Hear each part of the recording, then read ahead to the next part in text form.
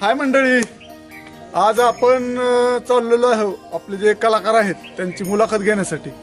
तर आज बघत आहात तर माझं हे घर आहे आणि घरापासून आज ज्या आपण कलाकाराची मुलाखत घेणार आहे ते आपल्यापासून 8 किलोमीटर म्हणजे जीवरला राहतात व त्यांनी आपल्या 108 भागामध्ये काम केलेलं आहे.